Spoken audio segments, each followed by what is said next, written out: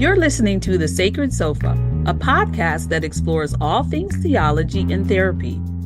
My name is Grace Brown. I'm a registered psychotherapist, certified Canadian counselor, and owner of Journey with Grace Counseling Services. And I'm Brad Watson, pastor of Nexus Church and author of the book, A Path Called Compelling. Welcome to The Sacred Sofa.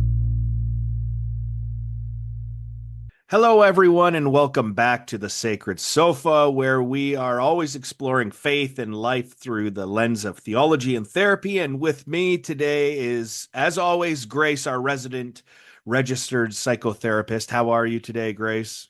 Doing pretty good, Brad. How about yourself? I'm doing fairly well. And today we're diving into something that, okay, well, let's be honest here. It affects us all. Judgmentalism. Oh, boy. Okay. Yes. Coming in hot. Yeah, coming in hot. Yep. We all do it. We all experience it. But what does Jesus actually say about judgmentalism, and how does that, say, impact our relationships, our communities, even our mental health? Maybe we can explore that a little bit. So what I thought I would do, Grace, to bring us into the realm of judgmentalism is begin with pizza. Pizza, Brad? Pizza. That's correct. Pizza. Okay. Now, let's see where you go. Okay. Now, I'm not sure if you've heard of this or not, but in Norwich, England, there's a pizza joint there called Lupa Pizza. And they recently added the Hawaiian pizza to their menu. For those who maybe don't know, that's pizza with pineapple on it.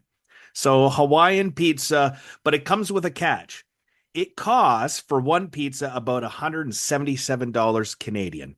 Now, if that seems a little steep, you would be right. That's a little steep for pizza. Now, why would they make consumers pay so much for pizza? Well, they think that if you have the bad judgment to order pineapple on your pizza, you should have to pay for it. Basically, it's a way to publicly shame pineapple lovers. So, I got to start here, Grace, with knowing, what is your judgment on the Hawaiian pizza? Well, what you can see, but our listeners can't, is my judgmental face that I'm making. Yes. Rude. Mm-hmm. Why are they finding folks who ask? Why are they not finding folks who ask for anchovies or onions? Right. I hate those. Yes. But personally, I love pineapple on pizza. There's something delicious about that combination of savory and sweet. I also like kettle corn, which has that same salty combination. So, okay, well, this is good. We're on the same page then, because I am also a Hawaiian pizza lover. In fact, if I'm at a party and they lay out a whole bunch of pizzas, it's the first one I go to. I love Hawaiian so much. So, okay, at least we don't have to start with an argument on that there, Grace. But I was living thinking about this. I love Hawaiian pizza, and I totally felt judged by this pizza joint. But it got me thinking, even on a small thing like that, no one likes being judged. I didn't like feeling judged for liking pineapple on my pizza, and yet we're all guilty of it, right? Sometimes without even realizing the way we judge people in small ways. And that's where we get into Jesus' word. We're getting close to finishing up the Sermon on the Mount here. And Jesus, in Matthew 7:1-6, he starts by taking on judgmentalism, and he says this: do not judge, or you too will be judged. Now, this is, of course, I think one of the most well-known verses or sayings by Jesus. Even if you have no faith background outside of the church, it's almost a cultural anthem, right? And I think many of us take these words to mean, hey, live and let live. No one should ever say anything about anyone else's choices.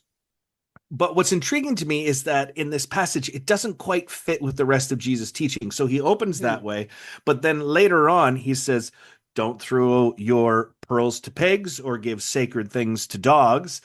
And it's a weird little saying, but it implies, well, at times we have to make some kind of discernment about other people, right? Like, this is just a fool's errand to get in an argument with that person. I'm not sure they're going to really listen, whatever the case might be. So this got my head spinning, Grace.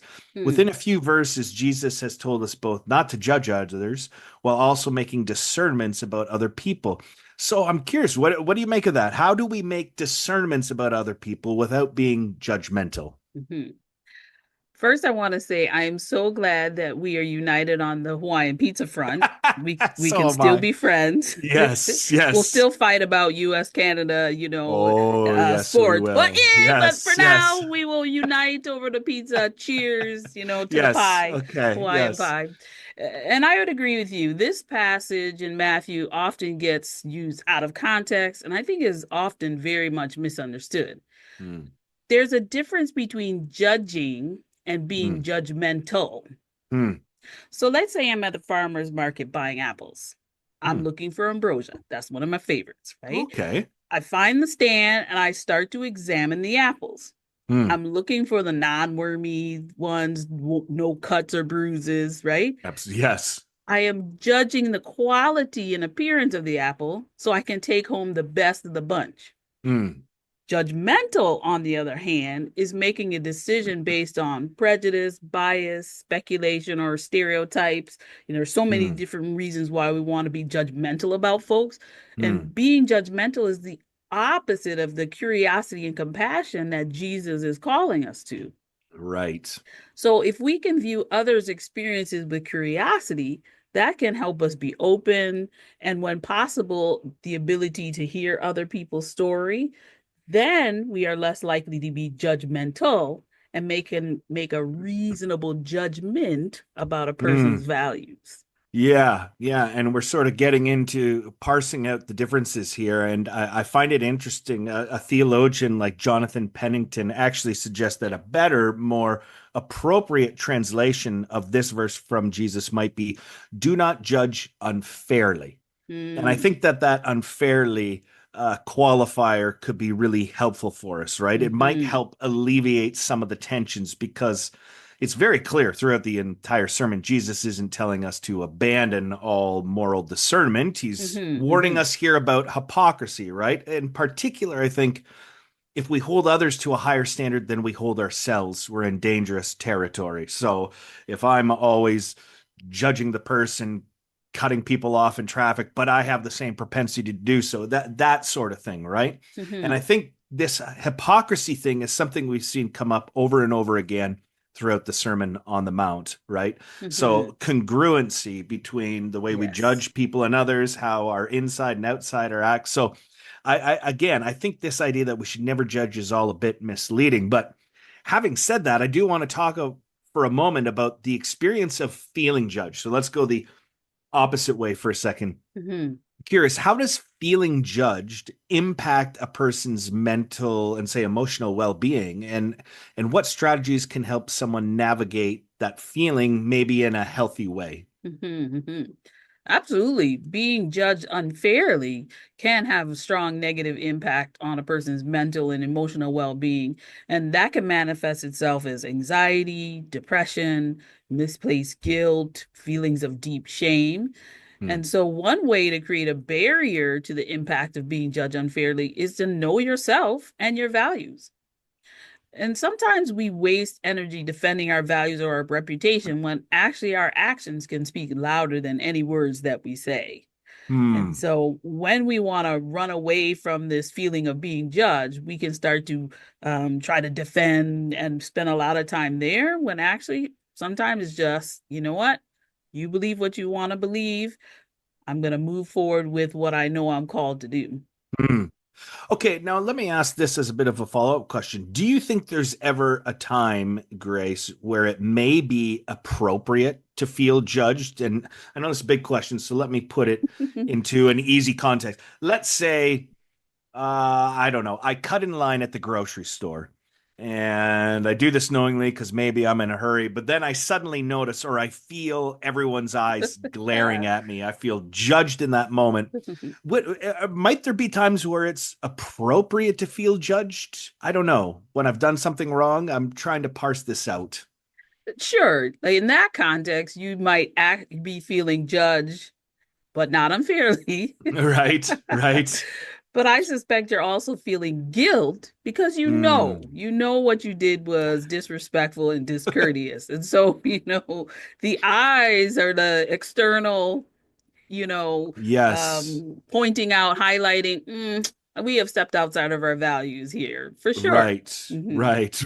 I'm actually just thinking. I've had this conversation with friends. Are you aware in traffic of the zipper merging idea? Hmm. Okay, so Yes. there are times when I practice the zipper merger, right? The one lane is open, you're supposed to merge only right at the end, and I feel people's eyes of judgment on me, but in my head I'm like, this is how you're supposed to merge in traffic. I'm sorry if I look bad doing this, but this is the way it's supposed to be done. I'm with you on that too, Oh, because hey. if people would actually be courteous Mm, and, merge in a reasonable, courteous fashion, we greatly reduce traffic jams. I wow. believe this to wholeheartedly. We're two for two today, Grace. That's amazing. Okay, so we agree on pizza and merging in traffic. That's good to know. So, on your sermon regarding the Sermon on the Mount in this particular Mm, passage, you use some mm, very interesting imagery about trees. I would mm. love for you to fill us in on this and let's talk a bit more about that. Yeah, I was sitting in a lecture with a Canadian theologian, Brad Jerzak, and he just mentioned this very quickly, and I was like, "Wow, that was a big idea to me." But he mentioned it in about 30 seconds, and so I started thinking about it a little further. But the way it goes is this: in Scripture, we see two symbolic trees. The first is the tree of the knowledge of good and evil. It shows up early on in Genesis as the first tree we see. And Mhm. this is the one tree, the knowledge of good and evil, that God forbids Adam and Eve to eat from. So God says, you can eat from any other tree, but just don't touch this one. Hmm. And when you look at this story, it's kind of odd because it isn't the tree of causing other people pain. It isn't the tree of torture, right? Like it's simply a tree that apparently bestows knowledge on a person, knowledge of Mhm. good and evil. And again, I borrowed this from Brad Jerzak, but he asked the question, why? Why is that the tree humans are not supposed to eat from? Mhm. Mhm. Why forbid them from that?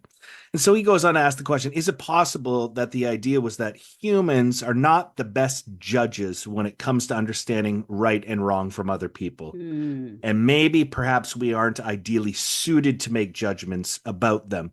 Because we can always, talked about lots of this stuff. We can only know so much about other Mhm. people. We Mhm. can't see their history, their experiences that have led them to this moment, their motivations.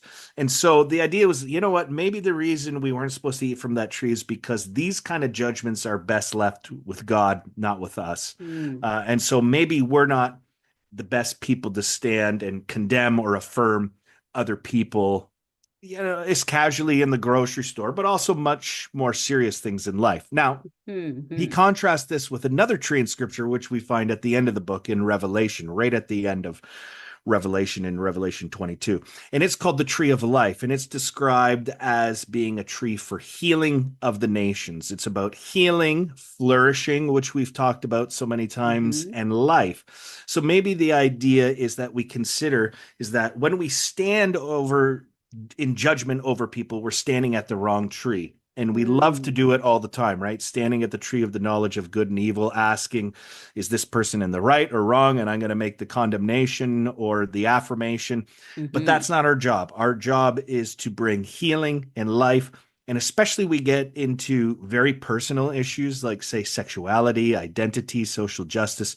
Mhm. Maybe our goal should be less determining whether someone's in the right or wrong and more, how can I show compassion? How can I be there to bring them life, healing, bringing them flourishing? How can I walk with them in such a way that they flourish in life? And Mhm. so I just love that metaphor. It's been helpful for me. And sometimes thinking about, maybe I'm at the wrong tree right now. How do I move to Mhm. a posture of wanting compassion for someone, wanting what's best for them?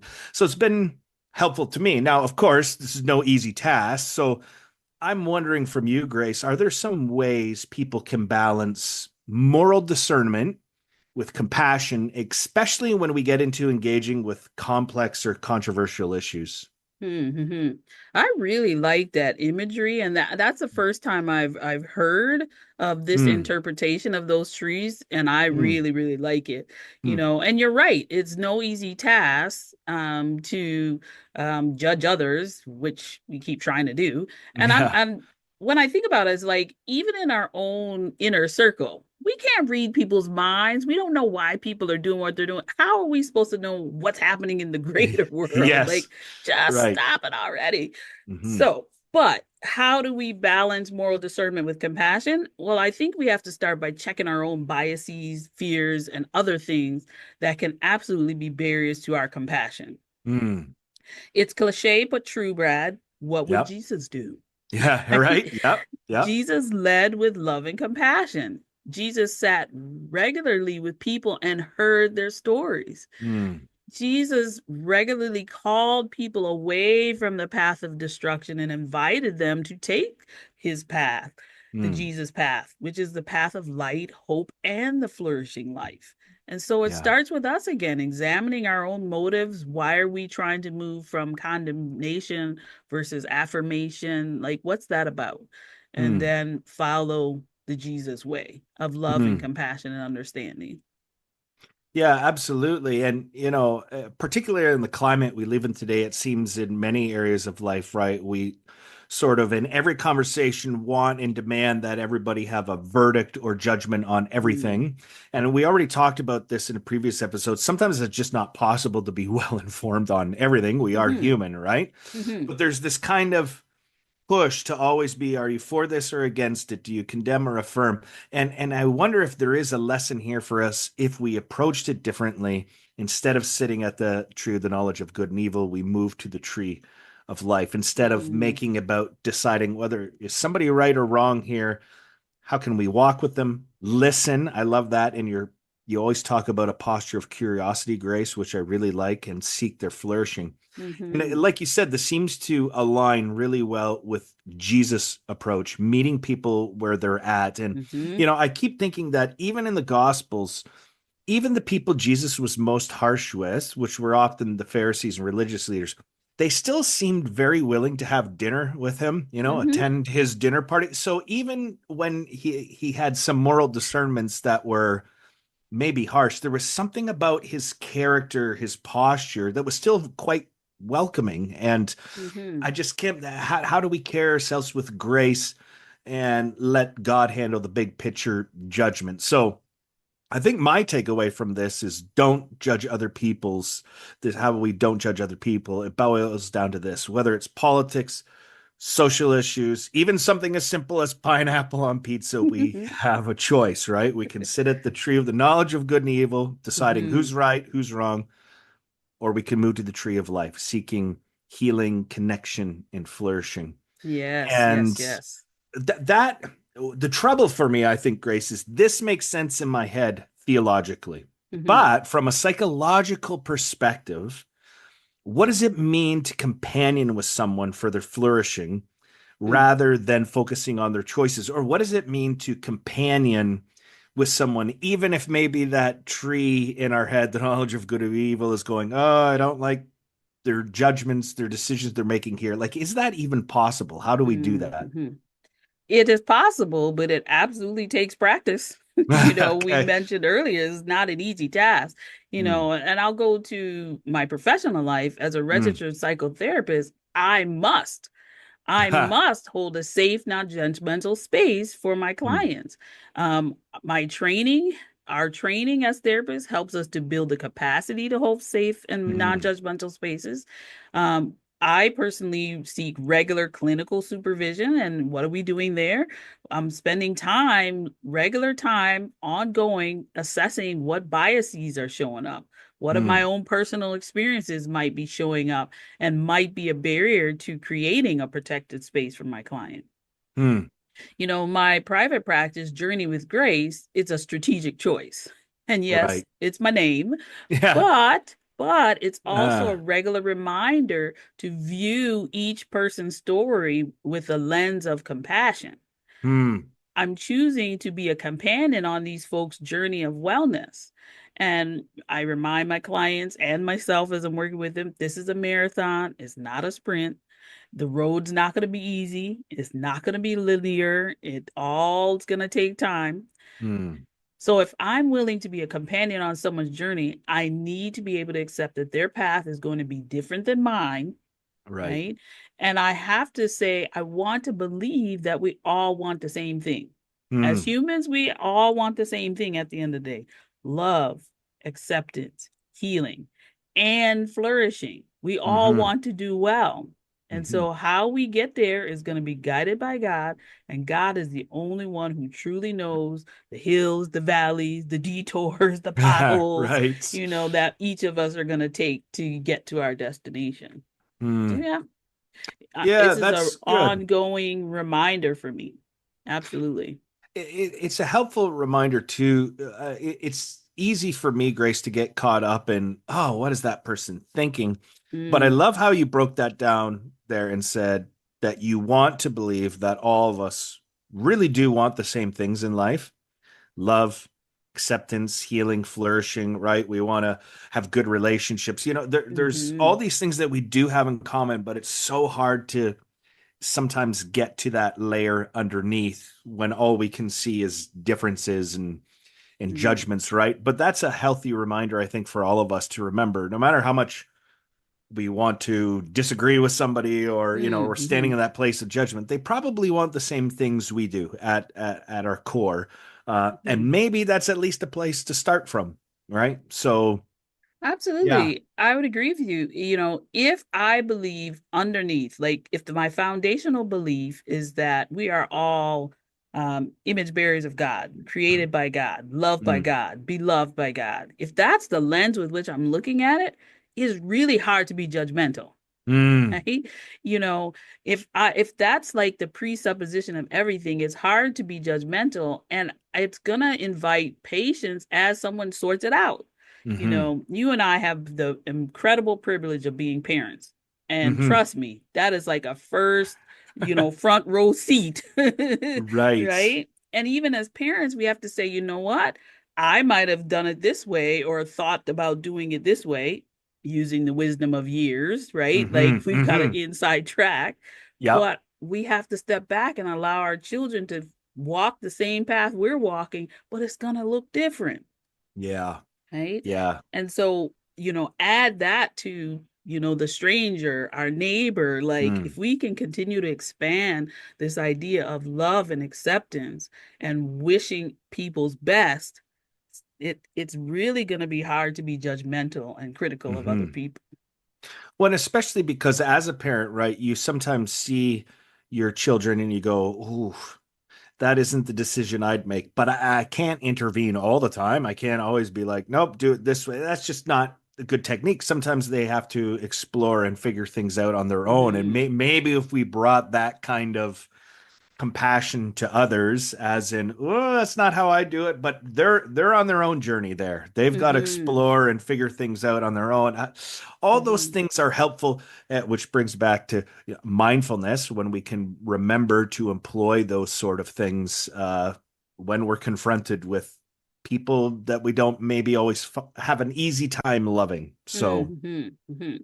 yeah. And this is why I also talk about it being a journey, right? The Mm. Jesus path is not Mm. the Jesus destination, the Jesus Right. spot. Yeah, yeah, yeah, yeah. It's a path. Like we're Hmm. continuing to walk. Sometimes we'll get off the path, and with love and compassion, God gently draws us back Yeah. through this power of safe community. We Mm. get drawn back, hopefully with love versus condemnation. And so it's a journey. It, it's Yeah.